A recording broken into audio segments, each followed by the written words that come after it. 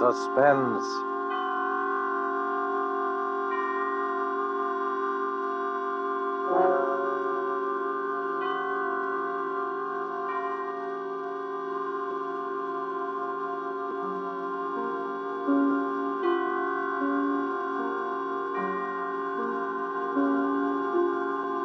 This is the Man in Black, here again to introduce Columbia's program, Suspense. Heading our starring Hollywood cast tonight is Mr. Laird Cregar, who will be seen shortly in the 20th Century Fox production of one of the great suspense stories of all time, The Lodger. Tonight, Mr. Cregar appears as a cynical gentleman who made an unusual bet with death. With Mr. Cregar as a cast of the screen's most distinguished and characteristic players, Miss Helen Vinson, Mr. Walter Kingsford, Mr. George Couloris, Mr. Harold Huber, and Mr. Ian Wolfe, here to bring us the suspense play called The Last Letter of Dr. Bronson. And so with the performance of Laird Cregar as he writes for us this last letter of Dr. Bronson, and with the performances of, in the order of their appearance, Walter Kingsford, Ian Wolfe, Harold Huber, Helen Vinson, and George Couloris, we again hope to keep you in Suspense.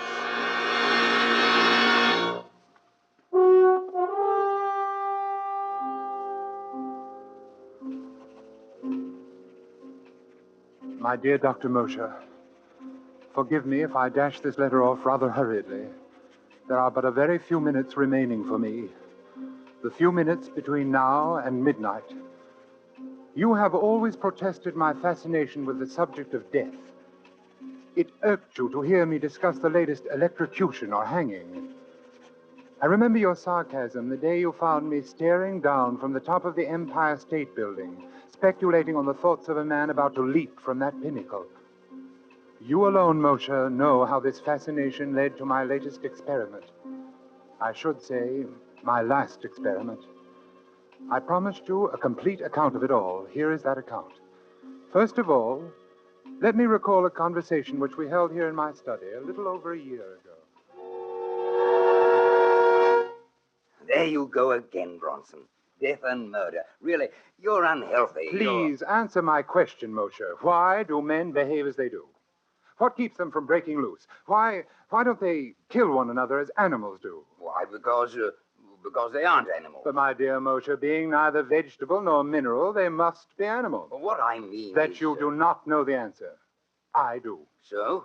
I have been studying the question for some time, and I've concluded that there are 5 basic checks which serve to restrain man from murdering his fellow man. Oh, really, Bronson? The obvious corollary is that murder occurs only when some stronger drive overrides these 5 basic checks. Oh, you make it sound very simple. It is simple. And what are these 5 basic checks? Well, I'm not prepared to reveal the outcome of my study as yet. I must put my theory to the test. That would seem to be a difficult undertaking. Difficult, yes, but intriguing.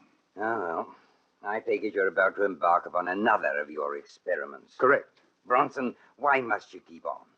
These studies invariably bring you some physical, or what is more dangerous, some nervous disaster. And in turn, your handsome bill for putting me in shape to conduct the next. Sooner or later, you will experiment yourself into a position beyond my power to aid you. Let it be later, then.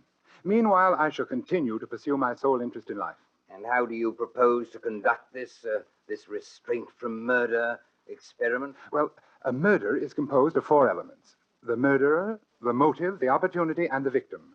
My first step will be to select 5 men, each of whom will be restrained from murder by the particular check that I'm testing on him. That's no easy task. By no means. It will require an extensive search. But having found my men, I must then supply each with a motive. Greed, revenge, jealousy. I see, and your next step must be to give each man an opportunity. Precisely. An opportunity which precludes all checks but the one being tested. Well, not knowing what your checks are, I can't help you there. Well, that'll be relatively simple. And finally, I must supply an intended victim. You'll ask this victim to face 5 men, each standing to profit handsomely by murdering him. Correct. His only chance of survival being the correctness of your theory of checks in all 5 instances? Yes. And do you imagine you will discover a man with such utter confidence in your reckoning? There is one such man. Who? Myself. Bronson, this is folly. No, Moshe.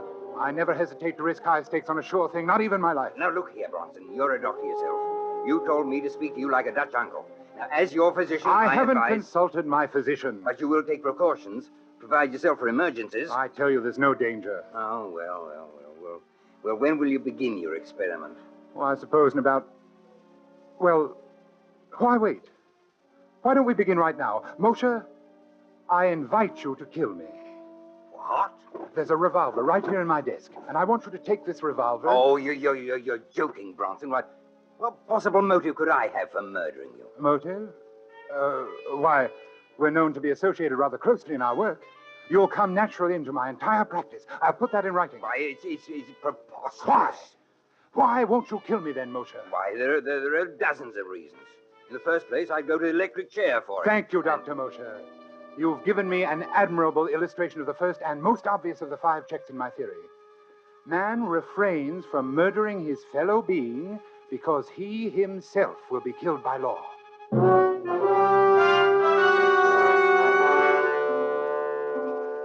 Remember, Moshe? Remember how it began? That was more than a year ago. Yes, I've spent more than a year in selecting my other 4 subjects, because the checks I wanted them to prove were not so simple. In selecting my people, it was necessary that I cultivate the friendship of each, so that when the time should come to confront him with my proposition, I should be certain of how he would act.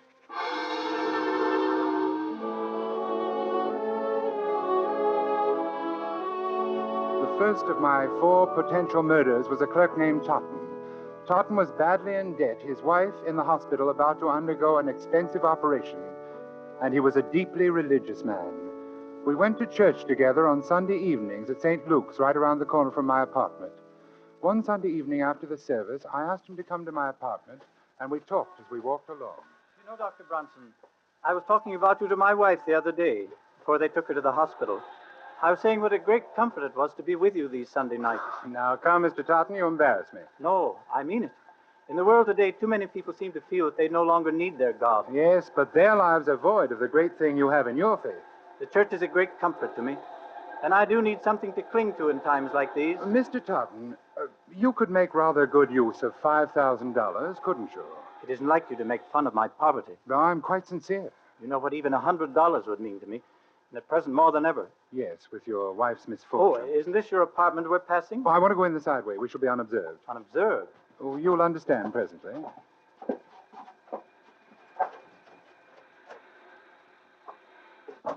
Please, come into my study.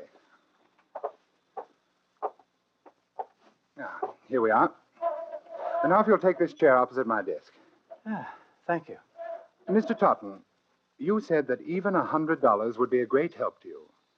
Here in my desk, I have this package containing $5,000.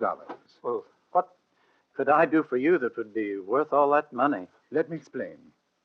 My doctor called on me yesterday, and he told me, well, to be quite frank with you, Mr. Totten, he said that I was slowly going mad. Oh, no, that couldn't be. I'm quite all right at present, but it's only a matter of time, and I'd rather not have to face it. I believe you can understand that. But there must be something you can do, knowing in advance. There is, and I want you to help me. I don't understand. Put on these gloves. Take them. But why? As soon as you have them on, I shall hand you this paper knife. Notice how very sharp it is. I grip it firmly, thus, and clearly impress my fingerprints on the handle. Finally, here on the desk, I am leaving this note, explaining that I have committed suicide. Suicide? When the knife is in your hand, I want you to drive it into my heart. Then you may leave by the same way we came in. You will be quite unnoticed, and with the $5,000 in your pocket. You can't mean this. But I do. You see, I don't have the nerve to... Well, I can't quite make the final move myself. You would greatly oblige me. And with the $5,000, you will be able to give your wife the treatment she needs. What do you say? You can't die yet. You're not ready. Would you have me wait until I've gone mad? You can't take the matter of life and death into your own hands. I am not asking you to pass judgment upon my actions. Whether I wish to live or die is my own concern, and my mind is resolved. Is that clear? I'm sorry for you. I'm merely asking you to do something for which I will pay you very well. You will, of course, be killing me. But if you could realize what life would be like for me otherwise, I'm very sorry, but I can't oblige you. If it's the law you fear... No, it's not that. You seem to have arranged that perfectly. Then what is it? I'm an honest Christian, and I thought you were, Dr. Bronson. If you don't understand why I can't do this monstrous thing, I suggest you look up the 6th commandment. Good night.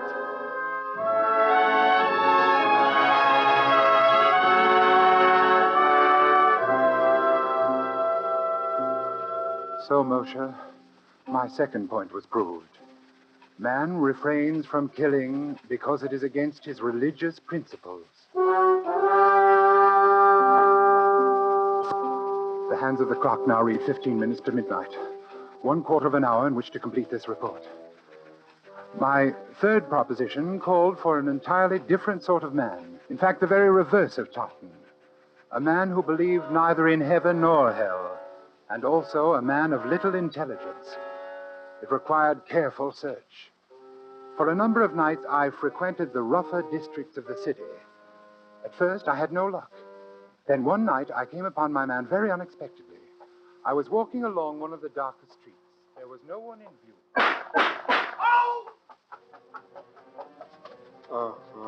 He was slumped down beside an ash can. He'd been shot in the chest and left arm, severing an artery. He was bleeding profusely. I tore off his shirt and made a tourniquet for his arm. Oddly, no one came into the alley to investigate. Never mind me. Get away. Was this a gang shooting? What do you think? I think you're going to the hospital. No. They'll blab to the cops. Come on, I'll help you to your feet. I ain't going. You'll die, man, if you're not treated quickly. I ain't going, I tell you. No cops gonna... No cops. They ain't gonna...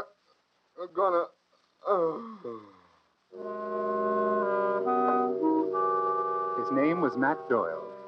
I visited Doyle in the hospital almost every day. Several months later, I decided to put him to the test. I found Doyle in one of his hangouts and brought him to my apartment. Hey, this sure is a fancy roost you got yourself, Doc. I find it very pleasant. Have a cigarette? Thanks. Doyle, how many men have you killed? That's all right, Doyle. I understand. Now, suppose we get down to business. Yeah. I've been wondering what you want me for. I want you to do something for me, and I'm going to give you $5,000 to do it. Will you do what I ask you? For $5,000. Spill it. I want you to put on these gloves so there won't be any fingerprints. Then I'm going to hand you this knife, and you're going to kill me with it. Huh? I've arranged everything so it will appear to be suicide. You nuts. Not yet, but I will be before very long. That's why I want to die. All you have to do is stab me and slip out with this $5,000. Is this on the level? Absolutely. This wad of dough is mine if I kill you? That's right. And nobody will know I done it? No one. These gloves is kind of big for me. That's all right. They'll do. Yeah. Yeah, want me to put on the other one? It's safer. Yeah, I guess it is. Gee, What is it? I was just thinking. $5,000. Oh, the boss is going to pay me more next. I mean, I never got... I'll skip it. I want you to understand exactly what you're doing, Doyle. Without any justifiable cause, merely for the sake of money, you are going to murder me. You understand that? Yeah, You've been hired to do this before? yeah. I suppose it don't hurt to talk about it now that you're But going to... you've never killed a friend, have you? Yeah, I have. Anyway, they was my pals till they got in the boss's way, but when the bosses say slip it to a Matt, then they was just another job to me. But there's a little difference in this case, Doyle. I saved your life. Yeah. I don't know. What? I don't know. Nope, I can't do it. But I thought you said that Here, you... take these gloves. Afraid of the law? No, What's the matter, then? Is it because I'm your friend? that's more than that. I can't bump you off, even if you want it. It would be an act of true friendship. I ain't so sure. When a cat has fits, you put it out of its misery, don't you? That's what I want. Oblivion. Peace. Sorry, Doc, I ain't the guy. It's like you said. You saved my life, so that's that. I'm sorry. I wish you could help me. Oh, me too, but not that. Now, if you got some other punk you want took care of... There's no one. Thanks just the same. Oh, don't mention it.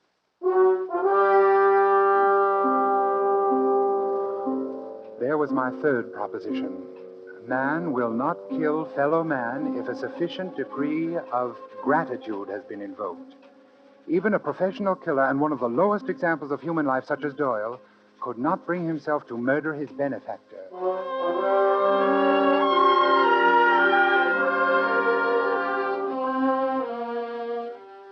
My next subject was altogether different in temperament. With Judith Ainsley, I used a special technique. I first encountered Judith Ainsley when I operated on Barrett Sheffield, the actor. You will recall that Sheffield was brought to the hospital with a lung abscess. As I prepared to do the rib resection, I noticed that the nurse standing beside me was greatly agitated. Retractors, Doctor. Thank you. Doctor, do you think this is advisable? What? His dyspnea is more pronounced. Listen. Miss Ainsley, another hemostat, please. But he's getting blue. Doctor, do you think you really should? He's cyanotic. Miss Ainsley. I'm sorry, Doctor, but if... Doctor. Quickly, caffeine. Quickly.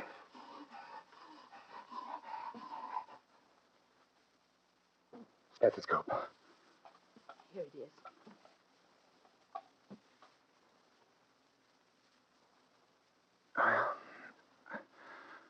That's that. Yes, that's that. Miss Ainsley, what's the matter with you? You've been acting strangely all through this operation. You killed him. You killed him. You shouldn't have gone ahead. You know that. I warned you. I shall see to it, Miss Ainsley, that you are never assigned to one of my cases again. What's the matter with you, anyway? Have you never seen a pulmonary before? Or does it upset you to see a handsome actor like Barrett Sheffield die? Yes, it did. Oh? Yes. We were going to be married next week.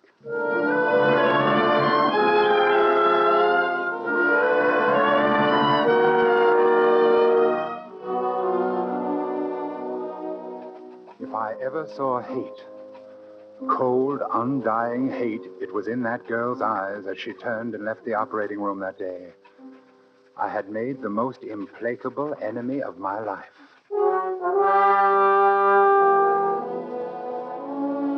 As I come to my third check, dear Moshe, it suddenly occurred to me that Judith Ainsley was the perfect subject.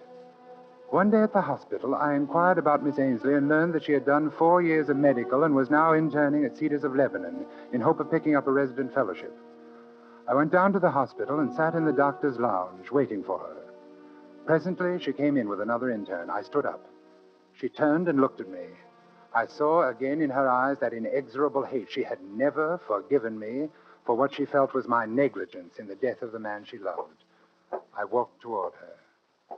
Excuse me, please. I see you remember me, Miss Ainsley. Yes, will you excuse me, Miss please? Ainsley, you may not believe this, but I've come here especially to talk to you today. To talk to me, Dr. Bronson? Yes. Come along with me, please.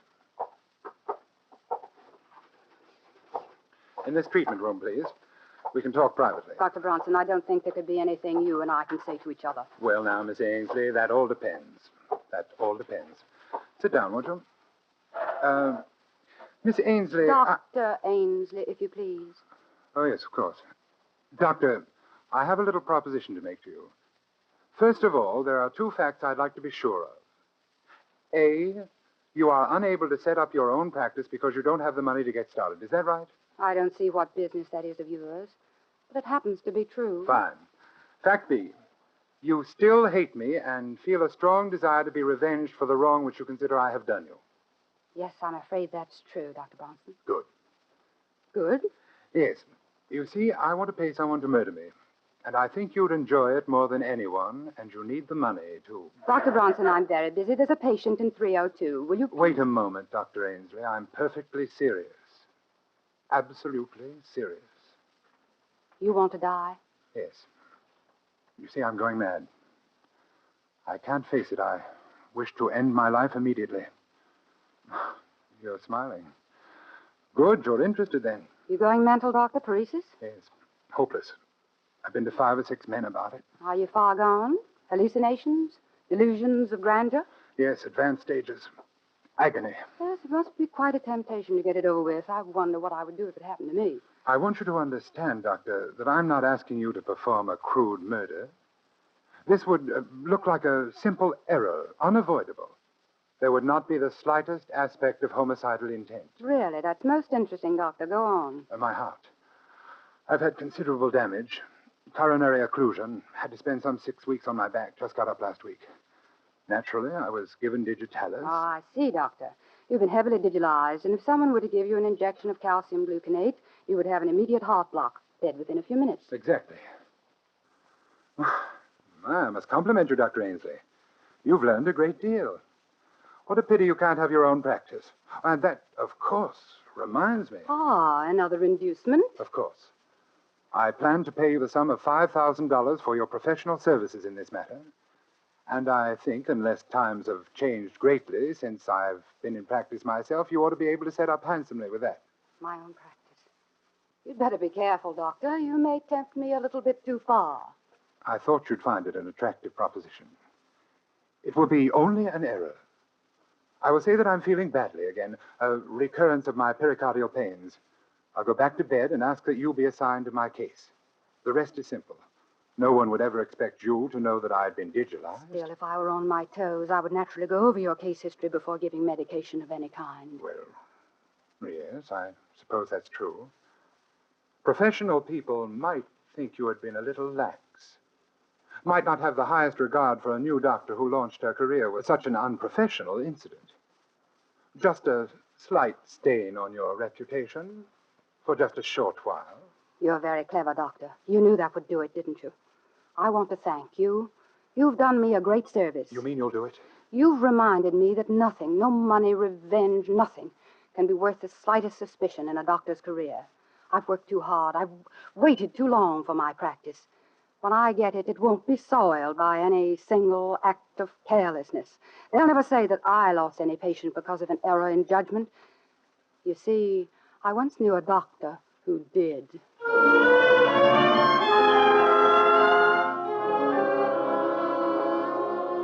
There, Moshe, is my fourth check. Man, or in this case, woman, refrains from killing because of the fear of loss of reputation. Now I come to the testing of my fifth subject. A man who would not murder because he couldn't bear the sight of blood, much less the responsibility for shedding it. Laderne was my man, and I found him shortly after my search began. On that day, I saw him turn a ghastly white as a fast-moving car almost ran over a small dog which had run into the street. It wasn't a particularly frightening sight, but Laderne clutched at his throat and fell in a dead faint. I, of course, made it my business to become acquainted with him. I hadn't seen him for more than 4 months, until tonight. He's changed, I noticed, as he took his place at my desk. He's thinner. His dark eyes seem blacker than ever. Laderne, I want you to do me a favor. It's a little peculiar, but I'm perfectly sincere about it. Well? Circumstances require that my life be ended, but I can't quite reach the point to kill myself. I've arranged everything necessary to give the appearance of suicide. Here is the farewell note which I have written. I see. And here is the knife with which, apparently, I shall have killed myself. Notice I am carefully putting my fingerprints on it. Yes. Here are the gloves for you to wear. And here is $5,000 for you if you will drive this knife into my heart. What do you say? You've arranged everything? Everything. No one knows I'm here? No one? And you want me to kill you? Yes. Of course, it will be a bit messy. When a person is stabbed, his blood usually splurts out. But if you keep to one side, I don't think much will get on you. Why do you want to die? My doctor says that I'm going insane and that I haven't got much longer. That's strange. About going mad? About him saying that you're going mad. Oh, yes. It was a shock. No, I don't mean that. What do you mean? That's the same thing they told me. Oh, that's strange. They what? They told me over a year ago that I was going mad. I only laughed at them. Over a year? Well, have you noticed any change? Not much, at least no change for the worse. That's good. In fact, I'm really much better. I've been having fewer and fewer of those sick spells. You remember how I was the day that dog was almost run over? You've gotten over those sick spells? Haven't had one in 3 months. Then there isn't any check. Check? What check? Nothing. Oh. Well, this is going to be a pretty messy business. We might as well get it over with. Nice gloves you've got here. Nice and smooth on my hand. Then you're going through with it? Yes, can't let you down. Oh, never mind the knife. I've got my gun right here. Look, 38. Beauty, isn't it? Yes. Then, if you'll give me back the knife... No, I'll keep it for you. Yeah, I've used this gun a lot in the past 3 months. I've bumped off about 50 dogs. You've done what? Bronson, it's very interesting. I do it after midnight. It's fun watching the dogs. You have to know just where to hit them. It kills them instantly. But the noise in here... Aren't you afraid that somebody will... A silencer, look. I don't like to wake people up when I kill their mutts. But they'll find the bullet. They'll trace to your gun. They're sure to get you. In a suicide, the weapon stays right beside the body where it falls. Suicide? Who says this is suicide? It's murder. I'm going to murder you. That's what you asked me to do. Look here, Laderne, this has gone far enough. I was only joking. I don't want you to kill me. 5,000, eh? All here. Listen to me, I was only joking. You ready? Laderne! Shall I shoot now? No, wait! You want it through the heart or brain? Not yet. Can't you wait? Just a little while. Wait, what for? Well, I've been conducting a little experiment. I'd like to write an account of it before I go. Oh, what sort of an experiment? I don't think you'd understand. Oh, okay. I'll wait. Till midnight. Then I've got to go. There's a German police dog I've been wanting to get. A big, ugly brute. It'll be fun. Yes. I'll wait. Thank you. The clock says 10 minutes past 11. Yes. You've got 50 minutes. I'll wait by the window.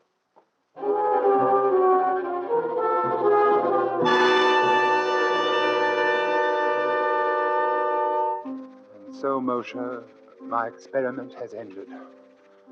As you predicted, I have finally placed myself in a position beyond your power to aid. Strange, isn't it?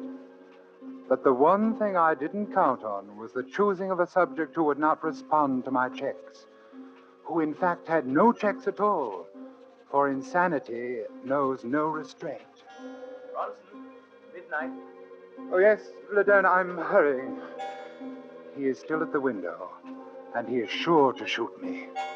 There is nothing I can do to say or stop him. I know that. I'm beginning to understand exactly what is going on in his twisted mind. I wonder why. Now I shall sign my name for the last time and lay down my pen. Then I shall look up and say, "All right, Laderne." All right, Laderne.